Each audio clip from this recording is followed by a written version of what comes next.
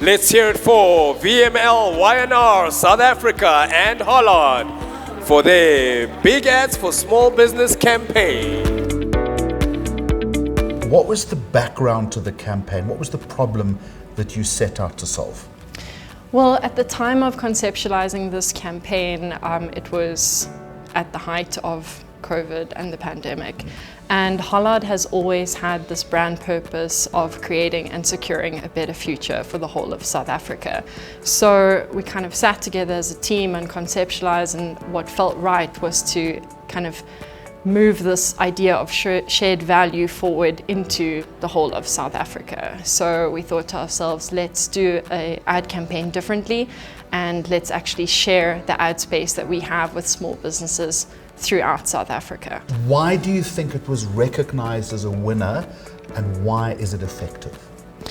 Look, at the end of the day, I think it came down to the hard, cold stats, which I've asked you not to ask me about, but we were really fortunate in that we were able to track every single business that we partnered with for this campaign and that we actually gave the ad space to, and every single one of the businesses that we showcased were able to deliver and exceed the expectations of their ROI. In a tough economy right now, I guess effective advertising has never been more important, but the secret is to manage creativity and effectiveness. Not always easy to do. Not always easy to do. I think in our case, we're incredibly lucky. We've been working with our Hollard client now for the past, I believe, 5 years. It really kind of connects you as a team. There's a lot of trust between us. I know when this campaign first came to light, we were like, are we sure? Can we even do something like this? But we've got such a great relationship with Hollard. They kind of said, yeah, absolutely. This is part of our brand DNA. This is why we do what we do. And for us at VML, we're all about creating purpose-driven brands. So we're very aligned in that way, and that works well for us.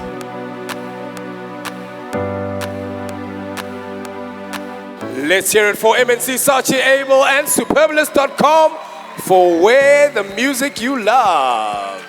Robert Grace, congratulations. 2 goals, one in the data-driven commerce and shopper Effie's category, the other for e-commerce. It was for the Superbalist brand.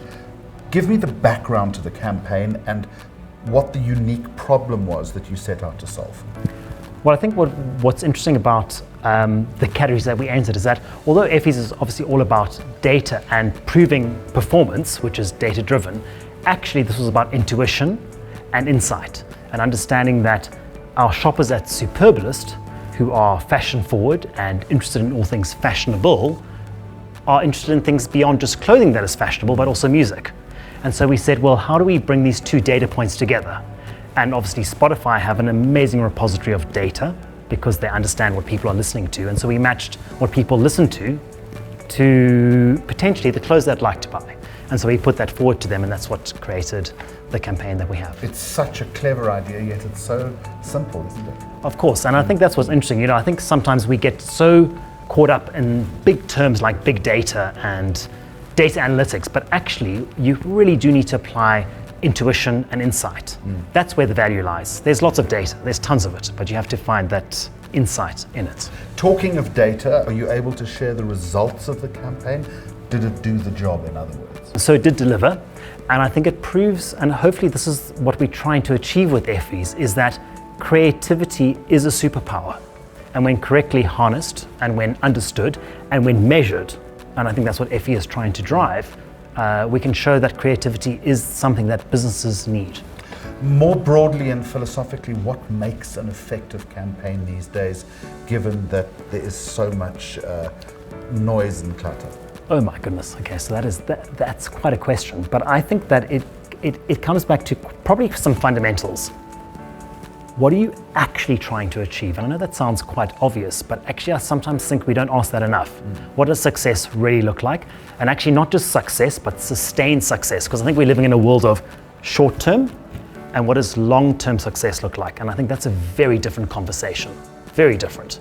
And I think that's what's happening in the world today between the performance marketing world of I get results today on my dashboard quickly, but what does actually long-term profit look like? And I think those are actually slightly separate conversations, connected, but they need both.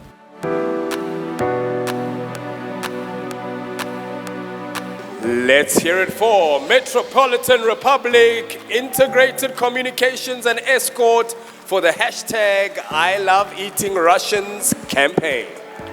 Kiran, congratulations. The agency winning an Effie in the performance marketing category. The client was Escort. What was the problem that you set out to solve? The campaign came out at a time, it was interestingly before the whole drama in the east between Ukraine and Russia. We figured out that South Africa was the only country in the world that calls a sausage a Russian. And no one knew that. And that I did not know that. Yeah. Yes? Okay. It's called a kalbasha elsewhere. And that led to the insight of the campaign. And the way that we approached it was, instead of doing a normal marketing spray and pray approach, we decided to infiltrate the media and break the news cycle. Interestingly, we actually approached a lot of the news channels to partner with us on this campaign, and they stated that they would not work with fake news, and then they all landed up reporting on it anyways because they thought it was real news, which was a big win for us. What an indictment against the media, but let's not go there. Yeah. What was the call to action then? What did you want people to take out of the campaign? You know, Escort is South Africa's best loved pork brand, number one. Secondly, that Escort is the gold standard of pork in South Africa. There is no brand that can compete with Escort when it comes to any of their pork range, and they've got multiple SKUs. But when it comes to the Russians and the Viennas and whatnots, they are leaps and bounds ahead of everybody else, and they've been around for over 100 years. So I think it was just solidifying the trust in the brand and capitalizing on the gap in the market at the time. But this is also an awards program that is based on results. Yeah. So patently, you wouldn't have won the gold had you not achieved good results. 100%. I think what was interesting about it is that in the performance category, you would relate that to e-commerce and measuring actionable insights online. And this was a digital campaign that infiltrated the zeitgeist of South Africa and landed up increasing sales by over 70% for Escort, which to us is our end goal always. Clients come to us for results, not just great creative work, they need results, and return on investment is what we provided. And just very quickly, it also illustrates with this particular campaign the interlock between effectiveness and creativity. Exactly, and I think the core there is data. Data was key in this campaign. I think it speaks leaps and bounds for how we position ourselves as a digital agency within the Metropolitan Republic Group. What we stand for is quantified creativity, so everything we do is based on data. And the only way that this campaign would have really worked was utilizing data. So we spread the news and made the world, or made South Africa think that Russia thought that we were eating them. And at the end of the day, through data, we were able to close the loop and reveal that it was actually Escort behind this hoax. Certainly is a worthy winner. Congratulations. Thank you, sir. Let's hear it for Ogilvy South Africa and AB InBev South Africa for the Calling Black Label Bride Armor campaign.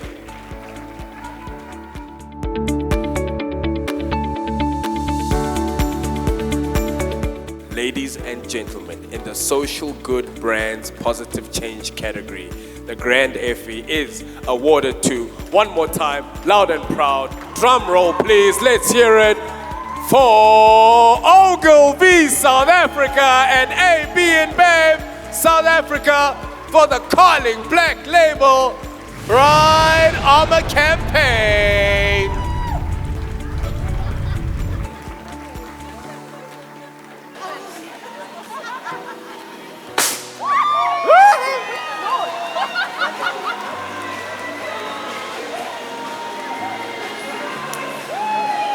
Let's hear it for Ogilvy South Africa and AB InBev South Africa. Make some noise. This is a multi-award winning campaign. Just remind us again what the problem was that you set out to solve. And in the South African context, it was a very serious problem. Gender-based violence has been the biggest challenge South Africa has faced in these past 10 years at least. We found out during the lockdown the high increase of intimate partner violence. It was dramatic. Dramatic. So 1 in 3 women were actually murdered by their partners.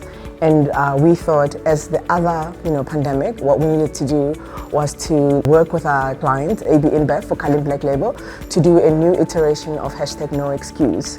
And that was really Bride Armor. It actually is a dramatization of really what happens when the woman takes that vow they may be taking a vow that might just And lead to their death. visually, a campaign that was hugely impactful. It was visually impactful, and the interesting thing is the campaign wasn't a TVC, it wasn't a TV campaign. It was an activation at Shabin's. It was a moment on stage with a leading fashion designer, to actually demonstrate that that bridal dress could be the nail on your coffin. This now is an awards program that seeks to quantify creativity, to look at results. What are you able to share with us in that respect? The intent of this campaign was to change behavior. When Cullen Black Label did the first campaign against gender-based violence, it was the first brand to talk to men about gender-based violence. In all the other iterations, most brands talk to women. And this time around, it took it to another level. Men were actually using bride armor vows while they were actually getting married. So this is the kind of impact that we've got. We've got people actually volunteering, saying, not on my watch, not on my wedding, I will be taking this vow seriously, and sharing that with their friends on social media. Philosophically then, what do you believe makes an effective campaign? An effective campaign is a campaign that not only meets the objectives but exceeds it. An effective behavioral campaign is a campaign that is intent on changing behavior and wants to understand the cause and the effect that needs to be put in place to realize that goal. But it's got to startle people, it's got to shock people into action, or at least move people in a direction. It depends on whether that's going to be a long staying effect. So what we wanted to do was to change people's minds and change people's sentiment and therefore behavior. So when people start saying, when people take a campaign like that and put it on their timeline, it means they're owning to being part of a broader societal problem, but also they're volunteering to actually be part of the solution. And that is impactful for us. An effective campaign is a campaign that not only meets the objectives but exceeds it. An effective behavioral campaign is a campaign that is intent on changing behavior and wants to understand the cause and the effect that needs to be put in place to realize that goal. But it's got to startle people, it's got to shock people into action, or at least move people in a direction. It depends on whether that's going to be a long staying effect. So what we wanted to do was to change people's minds and change people's sentiment and therefore behavior. So when people start saying, when people take a campaign like that and put it on their timeline, it means they're owning to being part of a broader societal problem, but also they're volunteering to actually be part of the solution. And that is impactful for us.